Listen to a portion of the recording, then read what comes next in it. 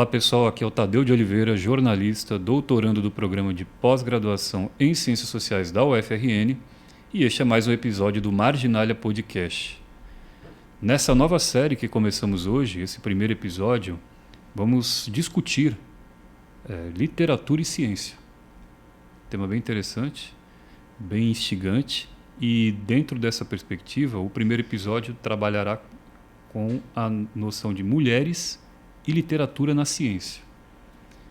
Para discutir essa perspectiva interessante, até voltada para o nosso estado mesmo, para a nossa cidade do Natal, para o Brasil, para o mundo, recebemos aqui a professora Josimei Costa, professora da UFRN, pós-doutora em Comunicação e Cultura pela Escola de Comunicação da UFRJ, doutora em Ciências Sociais Antropologia pela PUC de São Paulo, mestre em Ciências Sociais pela UFRN, graduada em Jornalismo pela UFRN também, mesma instituição de ensino, é integrante do grupo de pesquisa Marginalia, o nosso grupo de pesquisa, participante também do grupo de pesquisa Juvenalia, da ESPM de São Paulo, tem uma vasta produção literária, inclusive de vídeo documentário também, dirigiu o vídeo documentário Imagem sobre Imagens, a Segunda Guerra em Natal, participa do Conselho Estadual de Cultura e também é membro do coletivo literário União Brasileira de Escritores e também do Mulherio das Letras. Professora Josimei Costa, muito obrigado por aceitar o convite, por estar aqui presente nesse primeiro episódio da nossa série Literatura e Ciência. Muito obrigado, professora. Oi, gente. Começando como 9 entre 10 influencers começam, né? Suas postagens.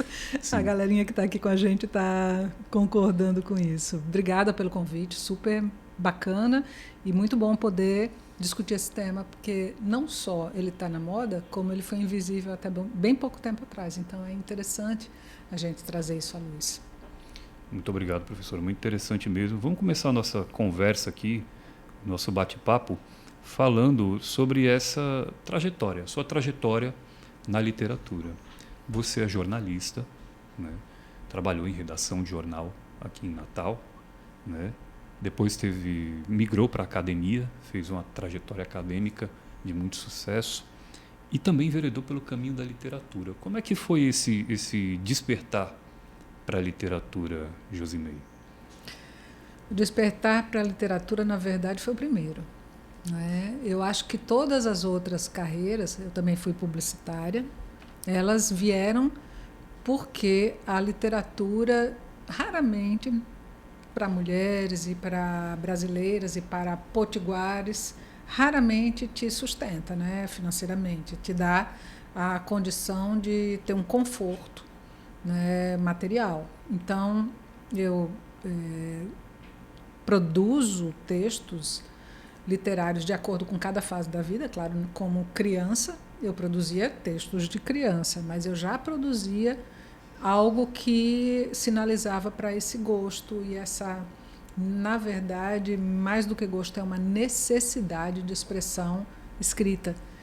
Então, quando eu estava fazendo acho que era a 4ª ou 5ª série, já a 5ª série do ensino fundamental, eu escrevi um poema e ganhei um prêmio, que era um livro de Monteiro Lobato, coitado que hoje... Coitado não, né? Mas, enfim, hoje é um escritor tão polêmico, mas era e é ainda alguém que tem valor pela sua produção, na época, muito eivada de preconceito racial, né? Mas tem o seu valor. E eu ganhei um livro, o primeiro livro que eu ganhei com alguma produção minha foi Histórias da Tia Anastácia. Eu devia ter realmente uma ligação forte com a literatura, que eu lembro o primeiro livro que eu ganhei na vida, que era Histórias do Arco da Velha, foi meu pai que me deu. Enfim, a leitura fez parte da minha vida a vida inteira e a escrita também, né? Porque esse prêmio, digamos assim, que eu ganhei, foi quando eu tinha 11 anos. Sim. E desde então eu escrevo poemas, desde os 11 anos, e texto em prosa já mais tarde, lá para os 16 anos, eu comecei a escrever. Escrevia de um jeito horrível, hoje eu reconheço, né? Uma amiga dizia, sua literatura é romanesca, quer dizer, era rococó, era enrolada, era uma confusão aquilo ali, mas eu escrevia, né? Recentemente eu fui olhar um texto meu da graduação. E eu disse, como é que eu escrevia tão ruim assim? Isso não pode ter saído da minha pena. Mas foi. Mas, de todo modo, isso é um processo, né, que vem acompanhando. E aí, foi por isso que eu fui fazer jornalismo. Sim. Foi por isso que eu virei publicitária, porque o texto jornalístico ele tem umas amarras, né, que você pode criar, mas, enfim, tem aquela regra do lead, do sublead, dos intertítulos, da objetividade jornalística, e você não pode ir muito além disso, embora seja possível produzir textos primorosos no jornalismo. Mas eu queria mais criativo, fui para a publicidade. Mas a publicidade é venal demais, então não deu. Sim. Aí eu virei professora, como me disse um aluno uma vez. Como é que com esse currículo você terminou professora? Sim. Na verdade, é um coroamento da carreira, né? Uhum. E ser escritora, sendo professora universitária, foi para mim a grande sacada, a grande chance que a vida me deu, porque eu pude escrever e ser paga para isso, ser paga para ler. Né? E gostando de ensinar, eu também gostava de ensinar, de pesquisar, então foi perfeito. Sim, sim. E também, Josemir, imagino a questão da liberdade, né? Você estava falando sobre a profissão de publicitário, enfim, de jornalista, todas essas regras, todas essas nuances que a gente sabe que tem dessas profissões. Você sendo professora, imagino que tinha essa liberdade para expressar. Liberdade de cátedra é a principal, né? Você em sala de aula, se você for uma pessoa sensata, respeitar seus alunos, tem professor que não respeita, infelizmente, como também tem aluno que não respeita o professor, mas se houver respeito nessa relação, você tem muita liberdade numa sala de aula. Dá para construir junto com os alunos, porque não é uma construção solitária, dá para construir coisas belíssimas. Eu lembro de muitos momentos em que houve uma verdadeira criação em sala de aula e como isso me impactava, né? E muitas vezes os alunos diziam que também estavam impactados. Quanto à redação do texto científico, né, ele também é bem cheinho de amarras, bem cheio de regras, e as temáticas elas não podem ser tão livres quanto a gente gostaria. Claro, porque se você não tiver uma pesquisa que fundamente, ou um periódico, ou uma coletânea, ou uma editora que se dispõe a publicar seu texto com aquela abordagem, você também não publica. Pode até escrever, mas não publica. Mas ainda assim é mais livre, porque, digamos que você escolhe qual é o tema que você quer escrever dentro de um escopo oferecido pelo periódico ou pela estrutura acadêmica do momento. Mas você escolhe, dentro desse escopo, é isso que eu quero escrever. Isso é muito bom. Sim, fantástico, Josemir, fantástico. Você estava falando que tem essa relação com poemas, com a poesia, tem também com outras vertentes literárias, assim, você tem essa maior afinidade? Você poderia citar algumas delas? Algumas produções suas? Vou entregar a minha fraqueza, então agora a minha falta de verticalidade na produção. Essa é uma palavra que se usa muito na academia, né? Você tem que verticalizar seu trabalho. Foi sempre um defeito meu a vida inteira. Eu não consigo verticalizar tanto porque eu me espalho muito, né? Eu fiquei muito feliz por causa de uma fala que eu fiz para o Juvenália, né? Esse grupo aí de pesquisa que eu de vez em quando consigo fazer alguma coisa com eles e eles com Marginália, né, somos parceiros, os dois grupos de pesquisa. Então eu fiz uma fala para eles em que eu discutia, afinal, o que é comunicação. Isso está disponível, imagino, ou ficará disponível na internet, pela Escola Superior de Propaganda e Marketing ou o próprio Juvenália. Então, nessa discussão, eu tratei de um autor que eu tinha estudado muitos anos atrás, quando eu estava tentando fazer o meu mestrado aqui na UFRN.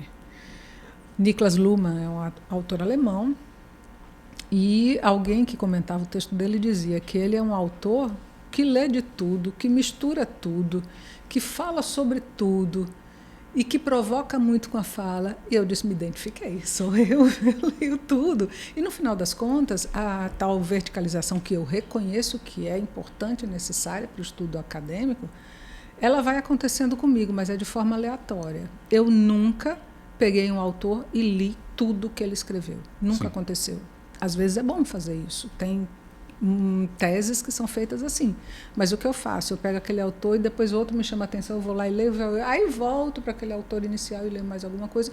No final das contas, eu acabo lendo vários livros de um mesmo autor, mas em períodos diferentes, né? Sim. Então, esse ecletismo se revela também na minha escrita, porque, como eu disse, eu comecei escrevendo poemas, escrevo poemas até hoje, participei de várias coletâneas.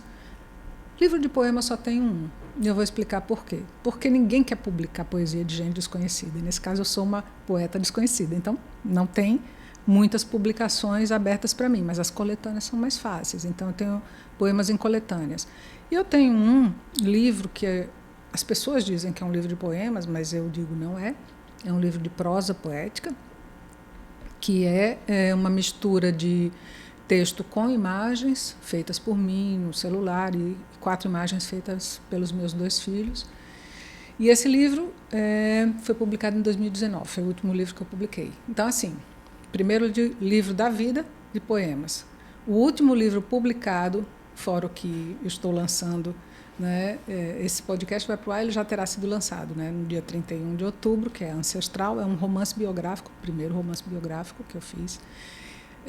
Antes dele, primeiro livro de prosa poética, e no meio dele, um livro de contos, que eu nunca tinha publicado antes, só publiquei esse. E enfim, eu acho que crônicas também. Tenho várias publicadas no portal Saiba Mais, de notícias, né? Então, qual é o problema de alguém tão eclético? Dificilmente vai ser excelente em alguma coisa, porque sair pulando de uma coisa para outra.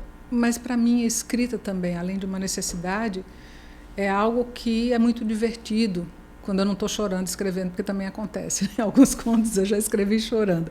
Mas se eu não estiver chorando, eu estou adorando fazer aquilo. Então, é por isso que eu vou fazer aquilo que naquele momento eu sinto necessidade de fazer.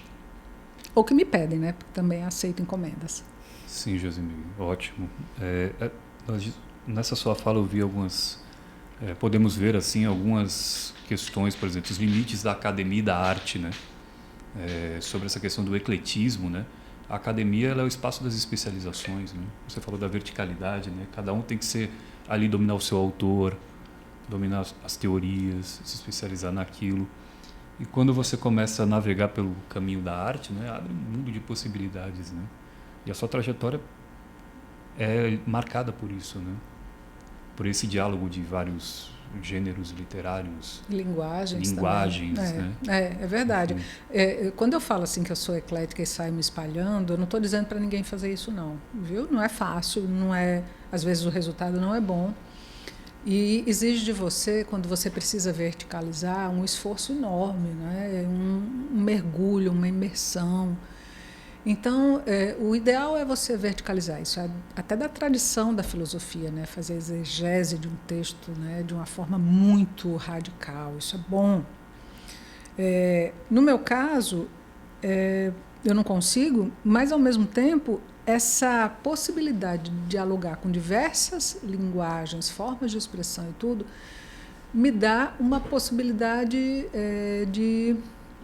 de abarcar um mundo um pouco mais amplo, né? E isso faz com que a inspiração, que nada mais é do que, eu acho que o inconsciente aflorando e trazendo conteúdos que você precisa colocar para fora, ela vem de uma maneira mais, digamos assim, borbulhante, porque toda hora você está sendo provocado por estímulos diferentes. E é assim que eu já trabalhei, por exemplo, com rádio, com locução, Sim. Adorava fazer isso. Uhum. Com televisão, esse documentário é um deles, já fiz roteiro, já fiz outras realizações, mas autoral mesmo foi esse. E eu descobri que não é muito minha praia, não, que dá muito trabalho, mas foi delicioso produzir. Sim. Josemir, sobre esse processo de escrita, você estava falando sobre essas provocações do cotidiano, essa coisa borbulhante que existe. Alguns escritores, cada um deles tem uma maneira de produzir, enfim, de se afetar com o cotidiano, com o mundo que o cerca. Como é o seu processo de escrita? Você já antecipou um pouquinho aqui, né? Mas com mais detalhes, assim, como é que é, por exemplo, um livro de poema, você tem um e vai lançar outro, né? Vou lançar outro depois do Ancestral, dia 31 de outubro foi lançado. Em março tem um livro de ensaístico científico, que Sim. é Ilustríssimo Jornalismo. Sim. E o de poemas é depois. Pronto, o de poemas é depois. É. Como é que é esse processo? Por exemplo, eu lembro do João Cabral de Melo Neto, que ele tinha uma relação praticamente de como um ofício mesmo, né, de escrever. Né? Tipo, sentava, escrevia e aquilo, tudo muito bem regrado, tudo dentro dos seus conformes ali, enfim. Como é que é o seu processo de escrita? Olha, eu não sou tão disciplinada assim, né? Clotilde Tavares, com quem eu conversei dizendo, depois que eu me aposentar da graduação, não me aposentei da pós ainda, mas da graduação sim, eu gostaria de ser escritora em tempo integral. Como é que a gente faz para virar uma escritora? Aí ela disse, eu faço assim, eu acordo, né, faço meu exercício, aí sento para escrever, aí almoço, descanso, aí sento para escrever todos os dias, me arrumo, visto uma roupa, parará. Eu gostaria de ser assim, mas eu acho que eu sou indisciplinada demais, porque o que eu faço não escrevo nada. Passo um tempão sem escrever nada e, de repente, essa vontade de escrever começa a surgir. Eu estou falando isso em relação a poema. O texto de prosa não é tão assim. A poema ele tem muito a ver com seu estado emocional. Você tem que entrar em estado de poesia, né, como diz Chico César. Sim. Né? Uhum. E daí eu fico com aquilo rolando dentro de mim, né? Aquele estado começando ali bem pequenininho, e eu vou sentindo aquilo crescendo dentro de mim, e eu vou ficando desassossegada, porque aquilo quer sair, eu não sei o que quer sair. Eu sei que aquilo quer sair, né? Alguma coisa que me emocionou e às vezes eu nem identifico o que foi. Aí tem uma hora que eu digo, não, chega, eu tenho que escrever, eu sento e escrevo. Às vezes o poema sai pronto, às vezes ele sai uma porcaria, às vezes eu tenho que trabalhar muito e suar muito e muita transpiração, né? Inspiração. Mas às vezes eu tenho que trabalhar pouco, porque ele foi, não é que ele não estava sendo elaborado, ele estava, mas num nível mais inconsciente, né? Sim. Com relação ao texto de prosa, é diferente, porque o texto de prosa, em geral, eu obedeço a um tema, ou que eu penso que devo escrever sobre ele, ou que me sugeriu alguém, e aí eu vou pesquisar, se for o caso de um texto científico, ou vou recuperar dentro de mim algum conteúdo, alguma situação que permita escrever, quando é um texto mais de prosa literária, de ficção, né? Se for um texto científico, não, aí eu tenho que buscar dados e arguições de outros autores e juntar com as minhas. E aí o que acontece? Quando eu tenho que escrever, eu sento e penso, qual é a frase, né? O tema é esse, qual é a frase que vai começar, né, a liberar a minha expressão? E é por ela que eu começo. Às vezes eu começo pelo título também, né? É disso que eu quero falar, não que aquele título seja o definitivo. Eu posso refazer, mas o título às vezes me dá esse início, esse start que eu preciso para começar a escrita. E muitas vezes na academia eu me deparei com textos que eu disse, esses têm que ser mais sérios, mais objetivos, né? Não vou fazer assim, não tem jeito. Então, minha dissertação, eu fiz um texto objetivo, tem partes bem objetivas, mas eu fui metendo ali no meio um pouco de prosa poética. Mesma coisa a tese. Um texto mais científico e lá, pelas tantas, eu metia um pouquinho, mas tentava fazer com que aquilo não ficasse um corpo estranho dentro do texto. Sim. Eu fiz a vida inteira isso com meus textos autorais, quando eu sou autora única. Quando é para um artigo, quando eu escrevo com alguém, aí não, a linguagem é mais objetiva, porque daí é, inclusive, mais fácil de trabalhar. Sim, sim. Ótimo, Josimei. Já entrando nessa discussão sobre as mulheres e a literatura, na sua trajetória, você enfrentou algumas resistências dentro do ambiente literário, assim, daqui de Natal, do Rio Grande do Norte, por ser mulher, enfim, como é que foi, além de ser professora, jornalista, enfim, ter que ter todas essas jornadas de trabalho e de atividade profissional e artística, como é que foi ser mulher dentro da literatura potiguara, assim, dentro do nosso estado? Como foi? A minha atividade profissional como escritora, né, até pouco tempo atrás, ela sempre esteve vinculada a uma outra atividade profissional que me permitia escrever, mas de um jeito mais técnico, né? Então, vamos pensar que Eu comecei como jornalista aos 18 anos, numa época em que não havia muito critério para contratar estagiário, e eu passei no vestibular e já fui trabalhar na Tribuna do Norte. Lá eu não percebi um cerceamento da minha escrita. Eu não fui nenhuma vez chamada a estar escrevendo como uma, entre aspas, mocinha, né? Que é o tipo de xingamento que o patriarcado adora fazer com a gente, com as mulheres. Mas o que eu percebi é que eu era tratada de uma forma machista, né? Sim. Quer dizer, na época eu não percebi, eu percebo hoje, olhando lá para trás, né? Uma ênfase muito grande no meu corpo, né? Na minha juventude, numa espécie de assédio velado por parte de quase todos os homens da redação. Então, eu diria que ninguém me disse não escreva assim, não faça assado, mas esse ambiente já te poda. Em algumas coisas você já fica intimidada e não faz, né? Quando eu trabalhei como editora da revista RN Econômico, eu acho que eu fui a primeira editora de uma revista econômica aqui no estado. Eu vou dizer umas coisas aqui que é para vocês entenderem o meu lugar de fala, né? Eu não me considerei feminista a vida inteira, mas eu tive uma trajetória feminista, porque eu fui a primeira editora de uma revista econômica, eu fui a primeira diretora de televisão no estado do Rio Grande do Norte.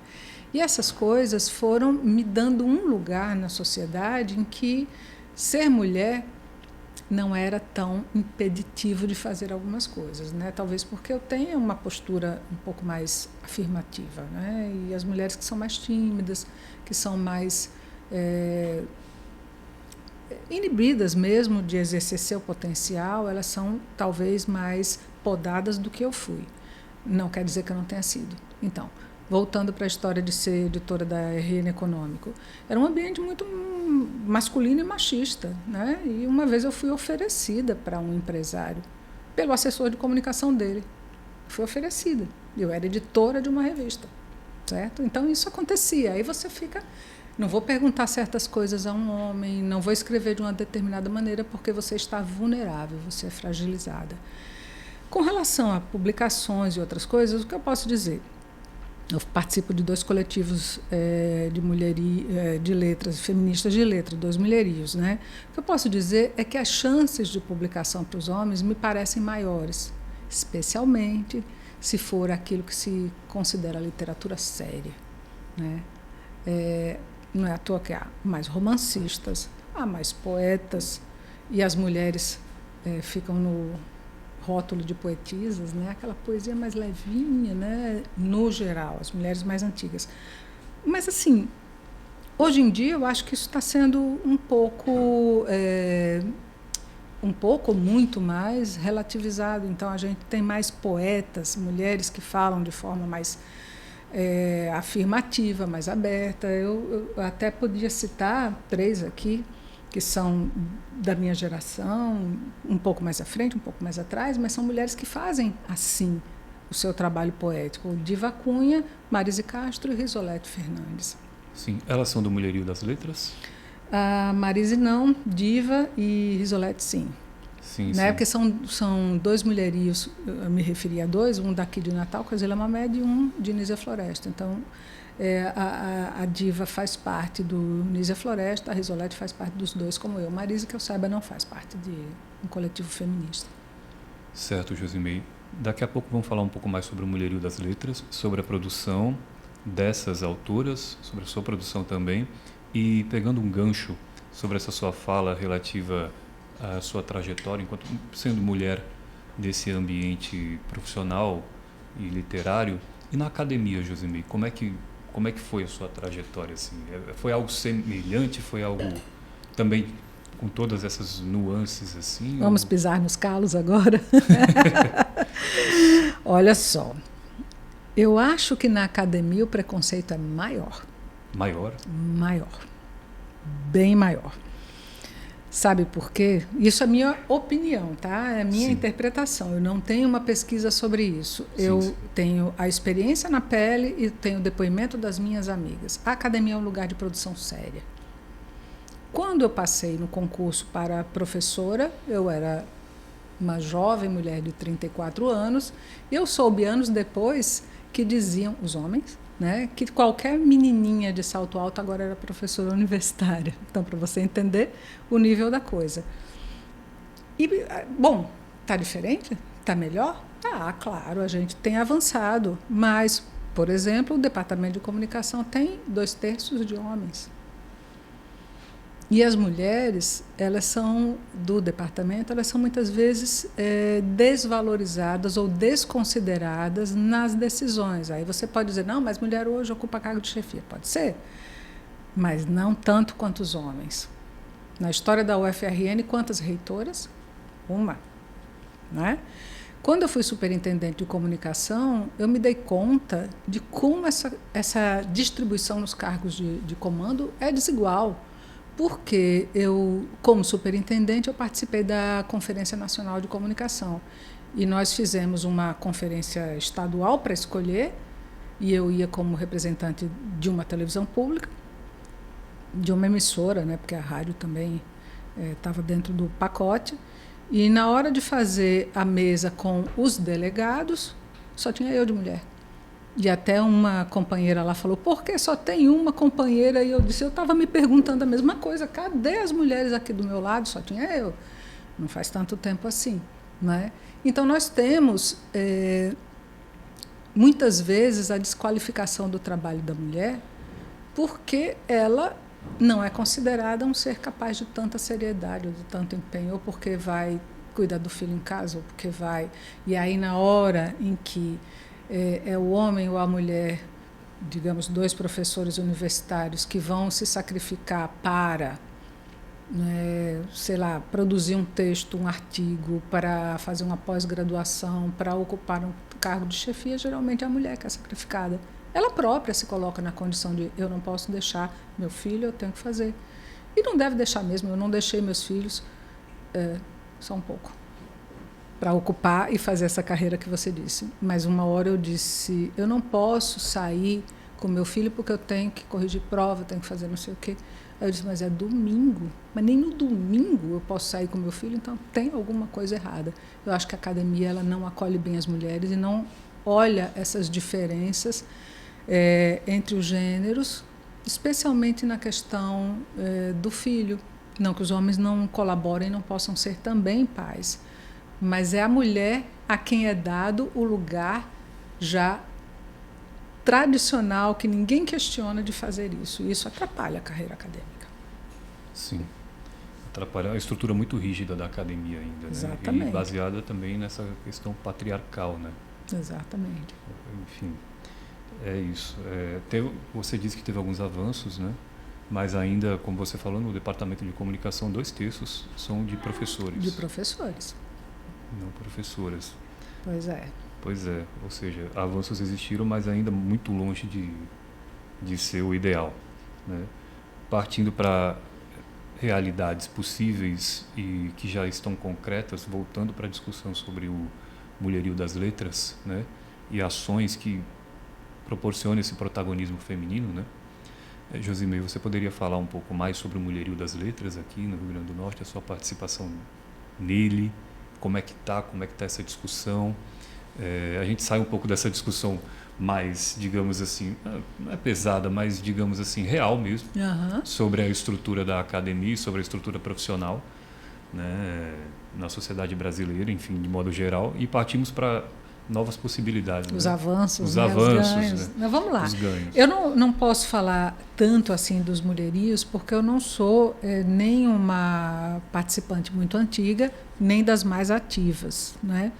Mas eu me sinto integrante, vinculada e o tempo inteiro falo isso e me sinto representando isso quando eu estou em qualquer local. Sim. Porque o mulherio é um movimento interessantíssimo. Surgiu a partir de uma pessoa, Maria Valéria Rezende, que é escritora e tem livros que são magníficos. Eu cito aqui a Cartas para uma Rainha Louca, né, um romance. Ela é uma religiosa que é extremamente culta e extremamente admirada por todas as mulheres que compõem os coletivos Mulherio das Letras, que são muitos. Então, a ideia dela era fazer um movimento em que as mulheres se associassem, não só porque são escritoras, não só porque são letradas, não só porque são militantes, mas porque estão na cadeia produtiva do livro. Então, pode ser a designer, pode ser a livreira, pode ser a contadora de histórias, né? E a escritora, a poeta também vão estar lá. Sem um comando central, né? Algo de uma gestão absolutamente compartilhada.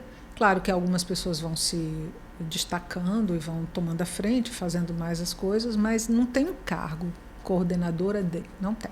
Todo mundo pode participar, todo mundo pode opinar, todo mundo pode criar dentro dos coletivos. Então tem esses dois que eu falei para você aqui no Rio Grande do Norte, mas tem no Brasil inteiro, tem no mundo, tem coletivo Mulherio das Letras em Portugal, na Espanha, na França, vários, no estado pode ter vários, na cidade pode ter vários, porque é uma estrutura extremamente democrática, né? Só tem mulheres. E as mulheres, embora o patriarcado diga que a gente briga e a gente disputa e que mulher não pode conviver com mulher, não acreditem, isso é mentira. Nós sabemos fazer as coisas juntas. Sim, com certeza, Josimei. Você está com uma lista de algumas autoras feministas, autoras mulheres, né? Que você pode compartilhar conosco? Posso. A gente estava conversando antes do programa, batendo papo, e Josimei trouxe aqui alguns livros, algumas produções, como ela mesmo já citou aqui. Daqui a pouco vai ter uma leitura também de uma passagem bem interessante que a Josimei vai fazer. E a gente estava discutindo e tem aqui uma relação que a Josimei fez de autoras mulheres. Você poderia compartilhar com os ouvintes também? Eu tenho relações aqui, mas eu não vou ler todas, não. Mas eu vou citar, porque pode ser que tenha alguém nos escutando que gostaria, não conhece e gostaria de conhecer, né? Quem escreveu sobre feminismo ou quem escreveu alguma obra que tem importância para o feminismo, né? Sim. Então, eu peguei aqui uma lista, e são listas com fontes referenciais respeitáveis. Então, eu não estou dando aqui uma lista apócrifa. Depois a gente pode até passar para os coordenadores do podcast, se quiserem colocar lá. Sim. Então, a gente tem livros feministas, como bem você disse, nem todas as mulheres aqui são feministas, mas os livros são, né? Ou foram importantes, são importantes para o movimento feminista. Começa com O Teto Todo Seu, de Virginia Woolf, aí vai para o Segundo Sexo, de Simone de Beauvoir. 10 entre 10 pesquisadoras e pesquisadores que trabalham com feminismo têm que ler esse livro, certo? Aí tem outros que eu vou pular aqui, porque são 14, dessa lista são 14, que eu vou pular para os que eu posso comentar alguma coisa, tá certo? Então, O Mito da Beleza, de Naomi Wolf. Ela explora os padrões normativos da beleza. E é muito importante a gente discutir a condição feminina por aí, né? Porque essa é uma questão que me toca profundamente, porque eu sou uma mulher que já estou com 62 anos. Para o Estatuto do Idoso, eu sou idosa, né? Mas pela minha fala vocês estão vendo que eu não sou uma idosa padrão. E essa questão de mulher está ficando velha, mulher está ficando acima do peso, mulher está ficando cabeluda. Tudo isso tem a ver com esse mito da beleza, né? E isso é extremamente enrijecedor da liberdade feminina, né? Apreendedor da liberdade feminina, porque a gente acaba, nós mesmas, nos conformamos aos padrões, né? Então eu conheço muita mulher muito inteligente, toda recortada de cirurgia plástica, porque acha que não pode envelhecer. Que nessa sociedade envelhecer é falta de higiene. Ter rugas é um defeito muito grave, né? Então, atenção, porque isso é uma coisa que a gente tem que discutir muito, tem que pensar muito, e aí eu vou para Judith Butler, que é também uma autora que todo mundo tem que ler quando discute questão de gênero, é o nome do livro dela, e ela diz que gênero é performance. Então, para a gente ser mulher, não que eu não seja vaidosa, vocês não estão me vendo, mas eu sou vaidosa. Eu gosto de maquiagem, de acessórios, de roupas legais, eu gosto de moda, mas eu tenho que saber que isso não pode me aprisionar. O feminismo é para todos, de Bell Hooks, É interessante, né? Porque aí, de repente, só as mulheres que têm que lutar. Não, a luta de todo mundo. Se a gente não lutar junto, vai ficar muito desigual. E ficando muito desigual, o que acontece é que alguém vai puxar o tapete de alguém. E é das mulheres que o tapete vai ser puxado, claro. A questão da força.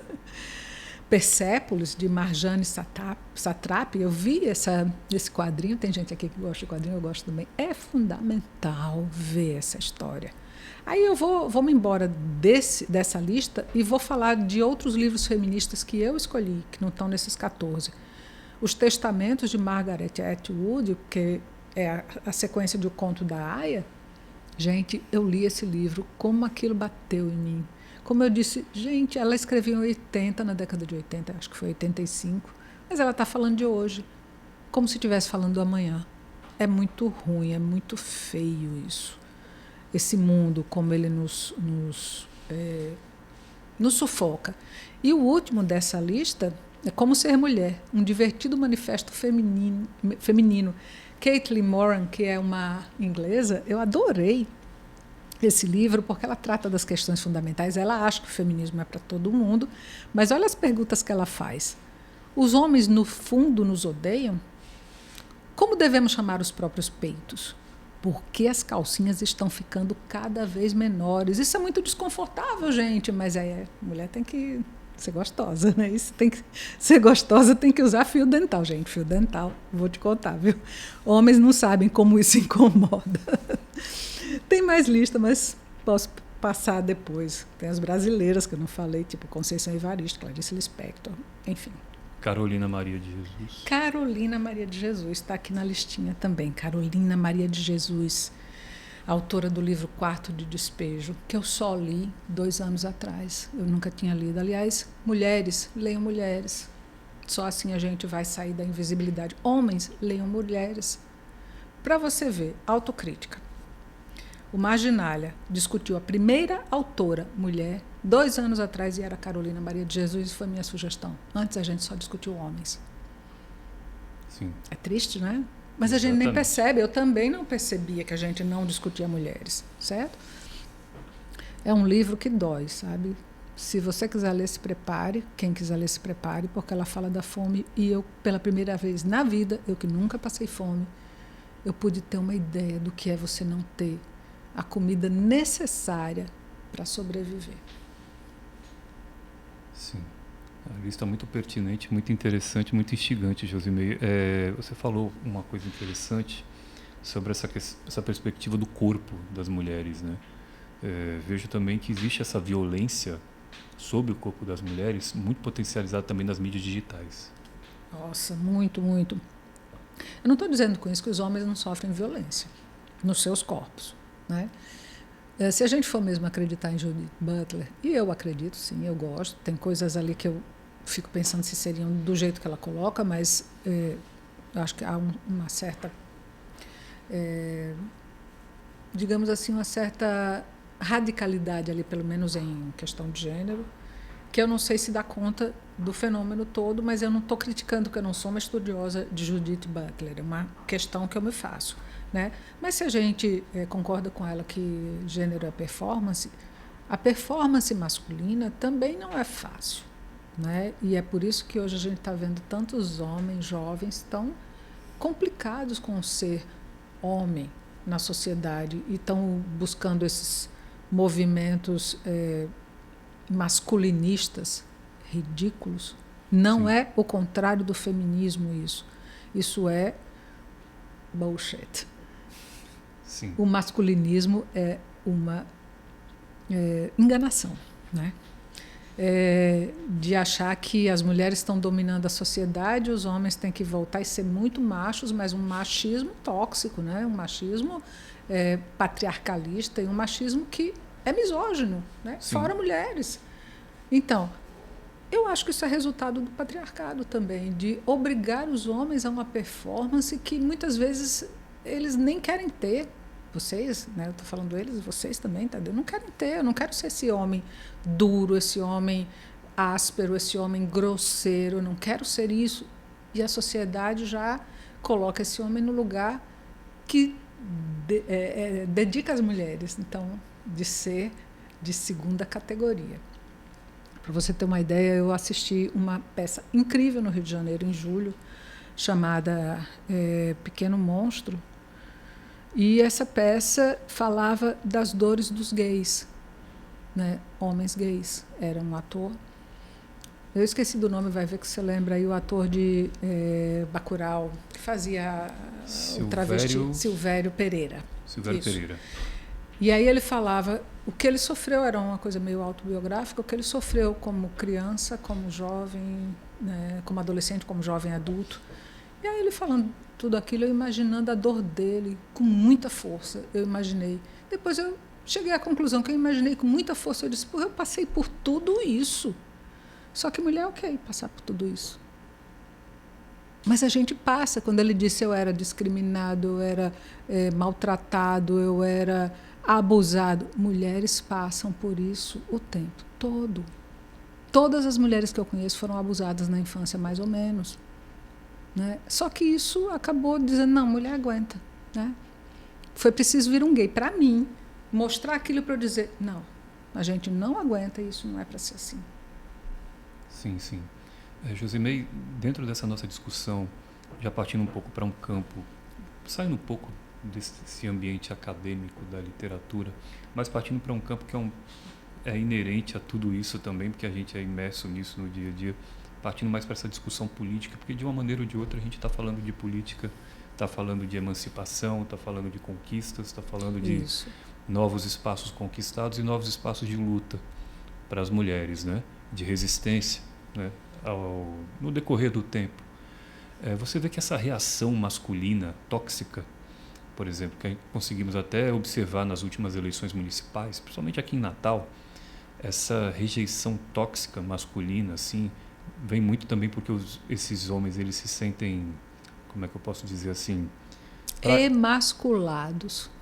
Com a presença, com a emancipação feminina, por exemplo, ter uma candidata mulher que assume seu nome, suas pautas, seu espectro político, suas preferências de vida, suas formas de ver o mundo, isso incomoda e por isso que tem essa reação, digamos assim, de um homem branco, né, na sua maioria, mas obviamente de um homem que é um modelo em decadência, esse homem branco ocidental, sabe, que é o provedor da casa, que é o símbolo do patriarcado. Esses caras, eles se sentem de fato assim diminuídos diante da presença feminina, por isso que eles têm essa atitude raivosa, essa atitude misógina, né? Violenta. Você vê dessa maneira assim? Eu não sei dizer como os homens se sentem, né? Mas eu estou escutando você dizer como os homens se sentem. Pois é. Né? Eu acho que é isso, eu concordo com você, acho que faz sentido isso que você está dizendo, né? Todo sentido. Mas eu não sei se está em decadência, eu gostaria que tivesse. Mas as últimas pesquisas que a gente tem ouvido falar sobre como estão os jovens hoje em dia mostram os jovens homens, os machos, muito mais conservadores do que as mulheres jovens. Né? Muito mais apegados a valores que a gente já deveria ter ultrapassado do que as mulheres. Então tem um descompasso aí. Né? Onde a gente, como sociedade, está errando? A gente vai ter que descobrir, vai ter que saber como que a gente pode fazer essa trajetória de mãos dadas. Porque a luta do feminismo não é contra os homens. A luta do feminismo é contra a exploração de um gênero. Sim. Então, vamos caminhar juntos para não explorar esse gênero. Claro que sair do lugar de privilégio é difícil, é complicado. Quem quer, né? Perder o lugar em que você não precisa se preocupar com nada. Eu estava assistindo uma série outro dia, ver como eu pulo de uma coisa para outra, peça de teatro, mas tudo literatura, gente. Tudo isso é literatura, roteiros, são maravilhosos. Exato. E fica a recomendação, né, Josimei? Fica. Que tenha cada vez mais referências nas discussões do dia a dia, né? Cada vez mais literárias, enfim, do teatro, pintura, enfim. Pode continuar. Pois é, eu adoro podcast, eu adoro série, eu adoro teatro, eu adoro cinema, eu adoro literatura escrita, enfim. Mas a série que eu estou assistindo agora, eu gosto de assistir série quando todo mundo já assistiu e a série acabou, porque eu não tenho maturidade para assistir uma série que está no meio do caminho. Eu não aguento ficar esperando, então tem que assistir tudo, é maratona. Sem spoiler, assim, tipo... Não, é sem spoiler. Não, um tipo de série desse tipo não é... Sim. Não tem spoiler numa série dramática. É uma série dramática, chama Sete Palmos, uma série norte-americana, faz tempo que ela foi para o ar.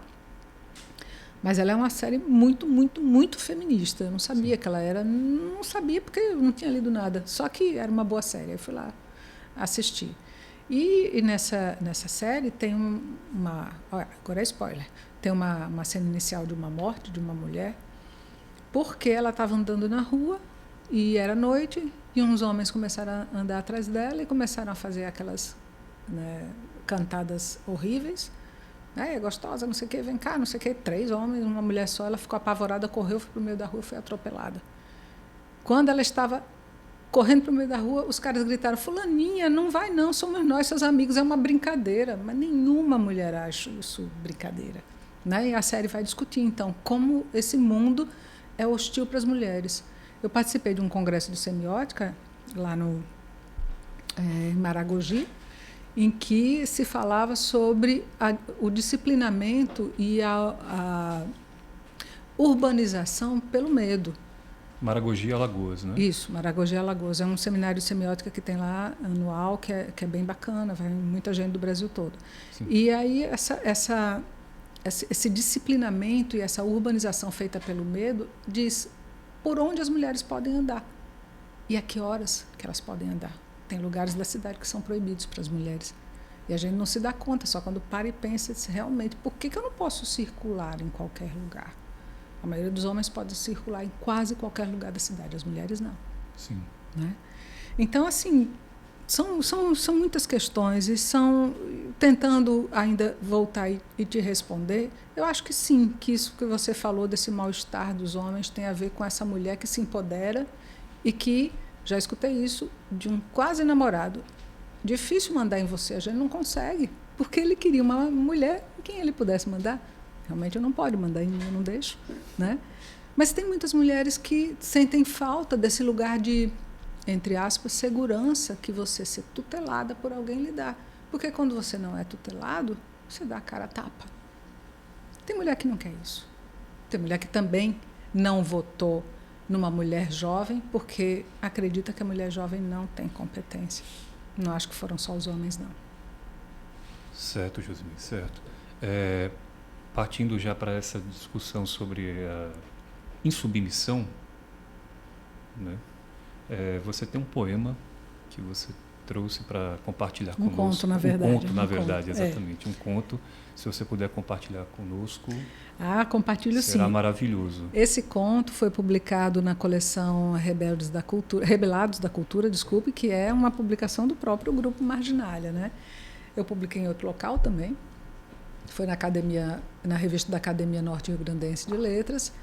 E como o tema era Rebelados na Cultura, eu obedeci à chamada, né, do organizador, que foi Fagner França, e eu disse, então vou me rebelar como uma mulher. Mas eu não quis escrever um artigo científico, então eu escrevi um conto, que é esse aqui. Eu vou ler um trechinho lá pelo meio dele. Maravilha. Às vezes começo a escrever sem nenhum tema, só com uma sensação nova, diferente do que me é comum, e aí escrevo quando aparece uma palavra na minha cabeça. Me disse Maria Eugênia naquela noite, quase madrugada. Fazia quase 2 décadas que não nos víamos. Eu morava fora e vinha à cidade para resolver questões de família. Fiquei na casa dela. Tínhamos vida, muita vida para atualizar. Maria Eugênia fez uma garrafa de café, que tomava aos baldes desde que tinha parado de fumar, e conversamos horas a fio. O tema agora são as mulheres, um coletivo que neste momento é indistinguível. O que é uma mulher? Difícil pensar isso hoje. Quem responde rápido é porque não parou para pensar. Ela afirmava, tomando mais um gole de café, enquanto remexia uma pilha de papéis da sua escrivania, de onde puxou um grosso bloco de folhas impressas. Isto aqui é uma novela sobre mulheres espancadas que eu conheço. Conheço mesmo. Leia. Ótimo, ótimo. Para todos os nossos ouvintes, fica a dica aí, o acesso a esse conto. É melhor pelo Rebelados da Cultura, está no volume 2 ou 3, se eu não me engano, e está à venda na Amazon. Ótimo. Maravilha, Josimei. E por falar em referências, em dicas culturais, nós vamos agora a uma dica cultural que será compartilhada pela estudante do Bacharelado Interdisciplinar em Humanidades aqui do Humanitas, da UFRN, nossa amiga Gabriela Vital. Vai compartilhar com todos nós aqui uma ideia, uma obra, um livro. Vamos lá, Gabi. Olá, gente. Josimei, primeiramente, muito prazer ter você aqui. A gente adorou te receber, tá adorando o papo, né? O tema é muito pertinente. E em relação a dicas mesmo, para quem é amante de literatura, gosta desse tema de poesias, né? Que você vem trabalhando tanto. Eu, pessoalmente, nós como coordenadores do projeto, a gente indica o livro Voo Livre, de Patrícia Diniz, que também faz parte do Mulherio das Letras, né? Esse coletivo que atua em tantos lugares, como a gente já conversou aqui. Em João Pessoa tem, em vários locais, né? De formas regionais, assim. Aqui em Natal tem o Mulherio das Letras Zila Mamed, que já homenageia, né, essa grande mulher, bibliotecária, poeta também, né? E Patrícia Diniz, nesse livro que a gente indica, esse livro foi publicado, né, como seu primeiro livro em 2016 e retrata um resgate à sua própria essência, né? Nas poesias dela, a autora faz com que o leitor ele adentre num processo de reflexão e identificação sobre os caminhos da vida e sobre a saudade dos tempos idos, né? O livro ele compõe 50 poesias autorais dela, que viajam pela trajetória da autora acerca das experiências ordinárias, né, que todos nós passamos. Como eu falei, né, ela faz parte aí do Mulherio das Letras. E, bom, acho que para nós é isso, né? Além dos livros que você indicou também, das autoras que você indicou. Muito bom para a conversa Gabi. de hoje. Muito bom, ótima indicação. Obrigada pela dica, gostei também. Muito bom. Repetindo o nome do livro. O nome do livro é Voo Livre, de Patrícia Diniz. Voo Livre, de Patrícia Diniz. Fica a dica a todos os ouvintes que estão acompanhando o Marginalia Podcast. Podem ir atrás, literatura, material de qualidade, da mesma maneira que as ótimas referências que a Josimei trouxe aqui. E de uma autora natalense também, né? Isso. Prestigiar os autores aqui da nossa cidade do Natal, do Rio Grande do Norte, as autoras daqui, né? Isso. E fortalecer esse coletivo, compartilhar todos esses saberes. E para compartilhar mais literatura ainda, vamos falar agora sobre o novo livro da Josimei, né? Que o lançamento será... Foi, na verdade, né? A gente fica gravando na frente, né? Exatamente, né? O lançamento foi no dia 31 de outubro de 2024, né, no Shopping Natal Sul. O livro, Josimei pode falar um pouco mais sobre ele. O livro é A Dona Lourinha, é isso mesmo, Josimei? O livro se chama A Ancestral Dona Lourinha. Dona Lourinha e Suas Histórias. Então, esse livro eu levei mais ou menos uns 30 anos para ter coragem de escrever, porque ele conta de uma forma romanceada a história da minha avó. É um romance biográfico, que tem também capítulos curtos de realismo mágico. E depois que eu parei para escrever, né, a Eclética aqui fez uma verticalização na história da Dona Lourinha. Eu busquei referências, inclusive, da antropologia, para entender a minha avó, história do Rio Grande do Norte, história da cidade de Natal, história do catimbó, história da Umbanda, história das benzedeiras, das rezadeiras, história das parteiras tradicionais, tudo isso para entender uma pessoa, e não acho que entendi direito. Mas entendi mais do que entendia antes, pelo menos isso. E para vocês entenderem por que eu estou falando assim, porque eu acho que eu fui e sou a mulher que sou por causa dela. Ela inaugurou uma tradição na nossa família, minha avó, Dona Lourinha, mas ela não é só minha avó. Posso ler esse trechinho aqui? Está na contracapa do livro, é curtinho. Com certeza, Josimei, por favor. E resume melhor do que eu. Sim. Falando, eu resumo melhor escrevendo, né? Esse é uma parte do trecho, é uma parte do texto do livro. Lá era bem longe, em se tratando de Dona Lourinha. Significava chegar aos 95 anos, tendo cuidado de uma família que começava com a irmã e seus filhos, Passava pelo marido em Enteada, pelos parentes de Laranjeiras, pelos filhos, pelo genro, pela nora, pelos netos e pelos bisnetos. Significava ter partejado um sem número de mulheres e atendido uma multidão de necessitados durante sua vida inteira, o que culminou na liderança de um movimento místico que chegou a receber ao menos um governador do estado do Rio Grande do Norte em seu recinto. Significava ter escrito vários pequenos textos e um livro completo, sem nunca ter frequentado qualquer escola. Significava ter tido registro da sua arte na IFE, em um museu, em livros que catalogaram as artes plásticas potiguares e até na revista da Academia Norte-Riograndense de Letras. Significava ter sido visitada em sua casa por um sociólogo francês de renome mundial que eu, até hoje, só conheço como autor citado em minha bibliografia de referência. Moscovici, o autor. Esteve na casa da minha avó. Só descobri depois. Só descobriu depois, É. Dentro dessa pesquisa aqui? Não, depois que ele tinha visitado, assim, vários meses depois.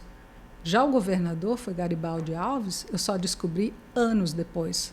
Porque ela estava me contando, minha filha, aquele governador que esteve aqui, eu disse, governador? Que governador? A minha mãe, Garibaldi Alves. Disse, o que ele foi fazer lá? Sim. Fizeram uma promessa para ele ganhar a eleição e quem tinha que pagar era ele. E ele foi pagar lá. Olha só, interessante, muito interessante. O ex-governador Garibaldi Alves. Dona Lourinha. Dona Lourinha. Dona Lourinha. Como artista plástica, ela usava o nome de Maria Ferreira e às vezes Maria Ferreira de Aguiar. Maria Ferreira de Aguiar. Tem obra dela em todo canto. Que maravilha, Josemir, que maravilha. Como podemos fazer para adquirir um exemplar? Esse livro vai estar à venda na Palavraria Livros, que fica no Shopping Natal Sul, ali entre a Prudente de Moraes e a Nascimento de Castro. Tem o site da editora Escribas, que é a editora do livro, e tem também na Cooperativa Cultural, em breve estará lá também para ser adquirido, por quem se interessar pela história de Dona Lourinha. Maravilhoso. Josimei Costa, muito obrigado. Muito obrigado, professora. Excelente, eu que agradeço. Excelente episódio, excelente conversa, excelente bate-papo. Quero agradecer por ter aceitado o convite, aceitar o convite de participar aqui do Marginália Podcast, por essa conversa maravilhosa que a gente teve aqui. Me convidem mais. Com certeza. Sou fácil. Com certeza. Vamos criar vários temas aqui dentro do seu ecletismo, artístico, acadêmico. Vamos criar vários temas para que Josimei participe mais, porque realmente foi um grande aprendizado. Obrigada, gente. Obrigada mesmo por me ouvirem e pela oportunidade de ouvir vocês também. É importante. Verdade, Josimei. Gratidão. Quero agradecer a todos os ouvintes, quero agradecer a toda a equipe técnica que está aqui presente. Elton Clístenes, Gabriela Vital, a Malu, Maria Luísa, Gabriela Espíndola, estudantes do Bacharelado Interdisciplinar em Humanidades do Instituto Humanitas da UFRN. O Elton também está fazendo mestrado em Ciências Sociais aqui na nossa instituição. Agradeço a todos, a todas que estão ouvindo, a toda a equipe. Fica a dica, todas as dicas culturais aqui vocês podem ter acesso, ir atrás e também compartilhar o nosso podcast. Curta, comente, compartilhe. No Instagram estamos lá, @marginaliaufrn. Se a professora quiser também compartilhar alguma rede social, fique à vontade, professora. Eu quero, me sigam nos meus perfis no Instagram, no Facebook, no Threads e no TikTok. Eu também tenho. Também está no TikTok. Mas eu publico pouco, eu aviso. Mas eu publico, gente. Vão lá me seguir. Com Josimei vocês me acham. Maravilha. Josimei já dá para achar lá. Já. Pronto. Então fica a dica, galera. Sigam a professora Josimei lá e curtam, comentem e compartilhem o podcast do Marginália. Até o próximo episódio. Muito obrigado à Rádio Universitária da UFRN. Esse podcast tem a coordenação do professor Alex Galeno, do Instituto Humanitas. E até o próximo episódio.